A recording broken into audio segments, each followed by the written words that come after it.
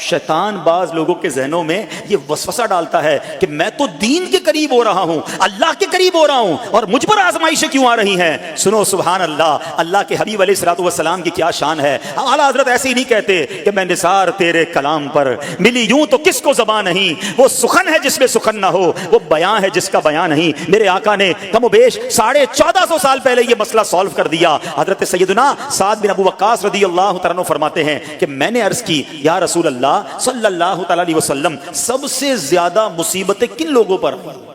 گلی مقاتی نا، پنجابی میں کہتے ہیں نا، گالی بات ہی ختم کر دی۔ حضور یہ بتائیں سب سے زیادہ مصیبتیں کن لوگوں پر آئیں؟ پیارے آقا نے فرمایا انبیاء پر۔ اللہ اکبر، اللہ کے سب سے قریب تو انبیاء ہیں نا، انبیاء پر، پھر ان لوگوں کے بعد جو لوگ بہتر ہیں، پھر ان کے بعد جو بہتر ہیں۔ سنو اب اگلا جملہ، بندے کو اپنی دینداری کے اعتبار سے مصیبت میں مبتلا کیا جاتا ہے۔ اگر وہ دین میں سخت ہوتا ہے اس کی آزمائش بھی سخت ہوتی ہے، اگر وہ دین میں کمزور ہوتا ہے تو اللہ عز و جل اس کی دینداری کے مطابق اسے آزماتا ہے۔ بندہ مصیبت میں مبتلا ہوتا رہتا ہے یہاں تک کہ اس کے دنیا میں ہی اس کے سارے گناہ بخش دیے جاتے ہیں۔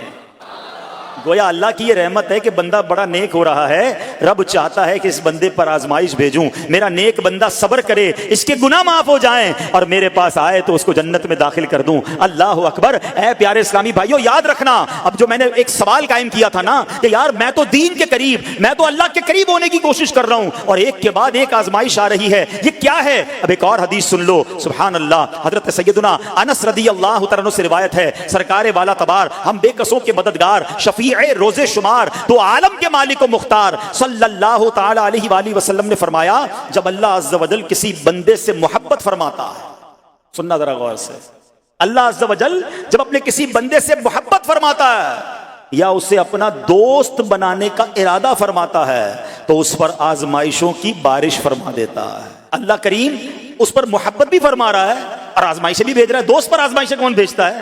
دوست کو تو راحتیں ڈالی جاتی ہیں۔ ہائے ہائے، اب یہی تو امتحان ہے، یہی تو چیک ہے۔ سنو، نبی پاک فرماتے ہیں جب اللہ اس پر آزمائش بھیجتا ہے نا، وہ بندہ اپنے رب کو پکارتا ہے، اے میرے رب عز و جل، تو اللہ فرماتا ہے میرے بندے تو جو کچھ مجھ سے مانگے گا میں تجھے عطا فرماؤں گا، تو جلد ہی تجھے دے دوں گا اور اسے تیری آخرت کے لیے ذخیرہ کر دوں گا۔ سبحان اللہ۔ یعنی اللہ والوں کو آزمایا جاتا ہے، ان کے درجات بلند کیے جاتے ہیں، ان کے گناہ معاف کیے جاتے ہیں۔ تو اے میرے پیارے اسلامی بھائیوں، کبھی بھی یہ ذہن میں خیال مت لانا کہ یار میں دین میں قریب آ رہا ہوں، میری آزمائشیں بڑھ رہی ہیں۔ سمجھ لو امتحان شروع ہو گیا ہے، ٹیسٹ شروع ہو گیا ہے، اب اس ٹیسٹ میں مجھے کامیاب ہونا ہے اور اللہ کے مزید قریب جانا ہے۔ زندگی میں جو گناہ ہو گئے ہیں یہ میرے گناہوں کا انشاءاللہ کفارہ بن جائے گا، میرے درجات کی بلندی کا سبب بن جائے گا۔ اللہ سے عرض کرنا، اے مولا میں تیری رضا پر راضی، میں تیرے فیصلوں پر راضی، اب تک جو دیا تھا تو نے دیا تھا، یہ سب کچھ تیرا ہے۔ اے رب جب تو واپس لے گا میں اس پر راضی۔ جب یہ ثابت قدمی نصیب ہو گئی پھر دیکھو غیب کے خزانوں سے